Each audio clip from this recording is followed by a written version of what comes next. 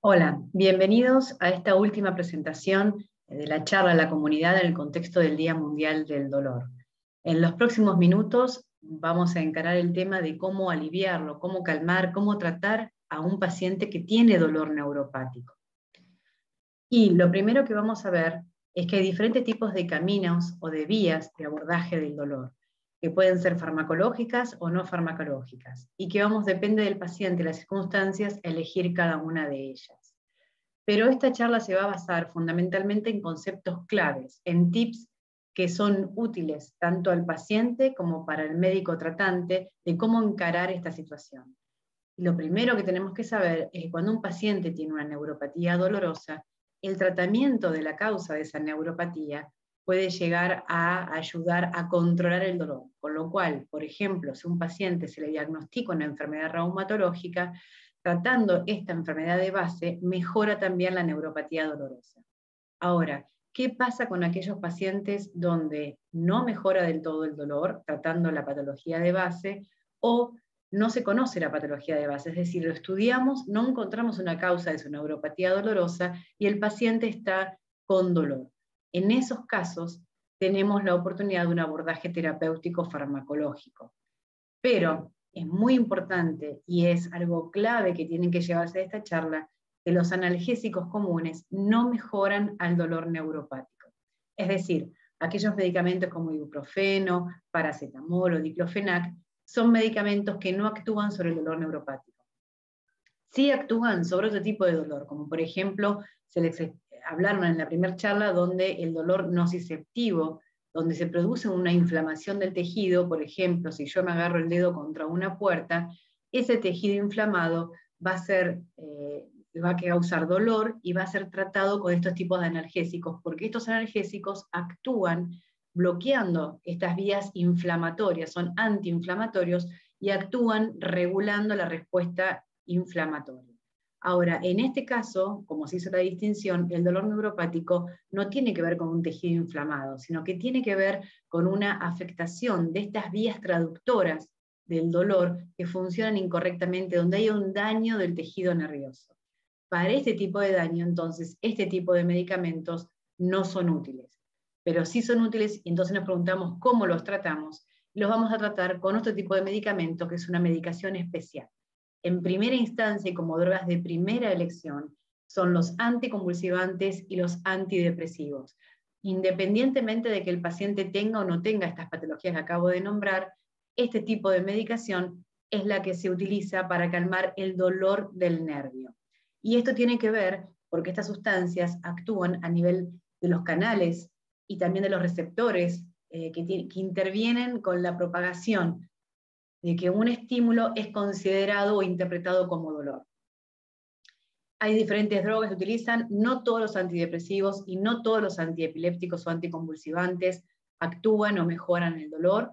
Hay algunos de ellos, y como está remarcado más abajo, no es azaroso, digamos. Estos medicamentos fueron investigados con diferentes tipos de estudios diseñados por la comunidad científica y avalados por grupos de expertos en diferentes tipos de sociedades nacionales o internacionales que pudieron plasmar y demostrar la utilidad de este tipo de fármacos en el dolor neuropático. Otro tipo de medicamentos que también se pueden llegar a utilizar son medicaciones como los opioides. Sin embargo, hay que tener cuidado con la dependencia que pueden provocar este tipo de medicamentos, por lo cual se utilizan más que nada como rescate o para un dolor agudo, intenso. También existen otros anestésicos locales que uno puede llegar a utilizar. Hay algunas también fármacos que tienen que ver con inhibir ciertas sustancias del dolor, se presentan en crema, por ejemplo, y también hay, según la patología, hay otro tipo de sustancias, como por ejemplo, el dolor neuropático que se provoca en una enfermedad que se llama neuralgia del trigémino o en el herpes zóster. Ese tipo de dolor calma mejor a una medicación que a otra, por ejemplo, para un paciente que tiene una neuropatía generalizada en todo el cuerpo. Entonces, según cuál es la patología, uno puede ir optando por diferentes tipos de sustancias o de fármacos que estamos nombrando en estas diapositivas. Aparte de antiespásticos, también pueden utilizarse para ciertos casos la toxina, y para casos muy puntuales hay ciertos métodos intervencionistas, a veces invasivos, que se utilizan para estimular o a veces dañar el nervio. Estos casos son contados, son candidatos muy especiales, son pacientes refractarios y, por supuesto, no en todas las patologías es aplicable. Esto siempre hay que conversarlo entonces con el médico. Pero vamos a ver en las próximas diapositivas algunos consejos o tips que tienen que ver con el abordaje correcto del tratamiento de estos pacientes. Una de las cosas que quiero destacar es que no es obligatorio el tratamiento. Es decir, hay pacientes que vienen a la consulta con un dolor neuropático que para ellos conviven bien con este dolor, que les molesta ocasionalmente, no todos los días, a veces un poco durante el día, y que porque están polimedicadas o por la razón que sea, prefieren no tomar medicación porque es un dolor que no es tan intenso. Con lo cual, esto es totalmente respetable y si no afecta a la calidad de vida del paciente, uno no es necesario que lo trate. Esto siempre se consensúa con el paciente. Hay que tratar de recalcar que el tratamiento para el dolor neuropático no cambia la evolución de la neuropatía, solamente es un tratamiento sintomático o paliativo para mejorar los síntomas al paciente, pero la neuropatía va a seguir progresando o no, depende de qué tipo de neuropatía. Y otro concepto es que el tratamiento no se hace a demanda, es decir, no es el día que estoy mal lo tomo o que me duele más lo tomo. Esto es un tratamiento que hay que hacer, de tomar una medicación todos los días. Generalmente esto se instala durante meses y algunos pacientes incluso por años, pero no por semanas, no día a día, no si hoy me duele lo tomo y mañana no. Eso no es correcto y lleva a una perpetuación del dolor. Otros conceptos muy importantes es que hay que darle jerarquía a la dosis y al tiempo con que se toma la medicación. Nosotros frecuentemente recibimos pacientes que vienen por una segunda opinión, porque son refractarios al tratamiento, y cuando comenzamos a preguntarle, enumeran un montón de medicamentos que tomaron y que no tuvieron éxito o que no tuvo beneficio con ellos. Sin embargo, cuando uno comienza a desmenuzar y a preguntar minuciosamente qué es lo que tomaron, cuánto tiempo, hasta dónde llegaron con la dosis, nos damos cuenta que fueron dosis subóptimas, insuficientes, o que lo tomaron durante una semana o un mes y lo dejaron de tomar porque esto no tuvo efecto para ellos. Y eso es un error muy común y que no debería hacerse. Los medicamentos tienen que dejarse un tiempo y con dosis óptimas y adecuadas como para poder catalogarlos si estos sirvieron o no sirvieron durante por lo menos mes y medio, 2 seguro, a dosis óptimas. La dosis no necesita tampoco llegar a la dosis máxima. Hay veces que pacientes con dosis mínimas mejoran y hay otros que requieren dosis máximas de la medicación o dosis que puedan llegar a tolerar. Toda la medicación tiene que introducirse y sacarse lentamente, excepto la quita de la medicación, que haya un problema mayor como una alergia o algo por el estilo muy importante, sino cuando decidimos sacar el tratamiento del paciente porque el paciente ya mejoró, hay que hacerlo en forma muy gradual y lenta, justamente para no causar un fenómeno rebote. Muchas veces pasa que nos viene a ver el paciente porque dice, bueno, yo andaba bien, me sentía tan bien que dejé de tomar la medicación. Y al cabo de unos días o una semana recae y recrudece todos los síntomas. Bueno, esto es un error muy común que hay que explicar a los pacientes que no deben realizar eso, siempre tienen que charlar con su médico, y tanto la quita, por este motivo que comenté, tanto la introducción también para que sea una buena tolerancia al medicamento, tiene que ser en forma lenta y gradual. También es muy importante la elección del fármaco. Esto va a ser personalizado, va a ser individualizado. No todos los pacientes van a recibir lo mismo.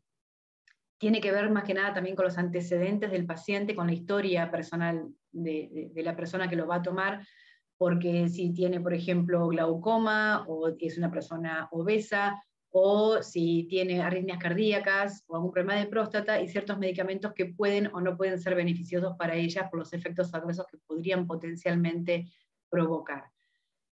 También es muy importante aclarar de antemano cuál es la expectativa con la medicación. Muchas veces uno ambiciona la curación de esto, la remisión total de los síntomas, y no siempre se logra. Sin embargo, es importante reconocer que un paciente con un dolor muy intenso, que mejore un 30% ya de su dolor, es mucho para el día a día y el convivir con este dolor. Entonces, hay gente que responde y remite el dolor, y hay gente que queda con un dolor parcial, pero el objetivo es mejorar su calidad de vida, logrando que tenga un dolor, digamos, fácil de llevar, o que no sea todos los días, ¿no? Ese sería quizás el objetivo en cuanto al tema del tratamiento, porque la neuropatía no nos olvidamos que va a seguir estando. Y esta la respuesta va a variar de persona a persona. Esto nos pasa, como les doy el ejemplo a los pacientes, es cuando uno toma una medicación, por ejemplo, porque tiene fiebre y sabe que el paracetamol no le calma la fiebre, y sí el ibuprofeno o la dipirona. Esto de la respuesta es muy idiosincrática, es individual de cada uno con los fármacos. Por eso muchas veces pasa que me dicen, esta medicación me la recomendó un vecino o un compañero de trabajo, con esta anda muy bien, y cuando la prueban ellos, la cosa no funciona. Esto es porque la respuesta es individual, y eso hay que tenerlo en cuenta. El dolor a veces sí puede ser refractario, y a veces necesita la combinación o la rotación o la combinación, o sea, tomar dos drogas distintas con diferentes mecanismos de acción para que se potencien, y siempre no perder en la vista que el objetivo nuestro es mejorar la calidad de vida del paciente. Por último, y no menos importante, existen otros abordajes para el dolor, que muchas veces los pacientes no van a la parte farmacológica, solamente hacemos estos, y otros, por supuesto, requieren un abordaje completo. Es muy importante la actividad física regular. La actividad física nos ayuda también al manejo y al control de los síntomas, a mejorar la funcionalidad, y también, por supuesto, esto va de la mano de situaciones de angustia, el dolor, de dificultades en el sueño, de depresión, de ansiedad, y sabemos que apuntalando y mejorando estos síntomas, estos cuadros, mejora también el dolor, tanto la percepción del dolor como la convivencia con el dolor. Entonces, es muy importante el manejo de estos cuadros, y proponer al paciente trabajar en conjunto con la gente de psicoterapia o psiquiatría. También se puede proponer mindfulness, y por supuesto también la ayuda de un fisiatra o de un kinesiólogo, que nos va a ayudar en cuanto al tema de la rehabilitación que este paciente tiene que hacer. Más allá de la causa, sabemos que la neuropatía puede causar diferentes tipos de síntomas, y que a veces hace que el paciente perciba menos las cosas en los pies, sobre todo, y que pueda llegar a lastimarse sin darse cuenta. Esto también tenemos que instruir al paciente de revisar los pies, de humectarse, etc. Bueno, cualquier tipo de pregunta que surja, por supuesto, ahora nos vamos a quedar para responder, y espero que les haya sido útil. Muchas gracias.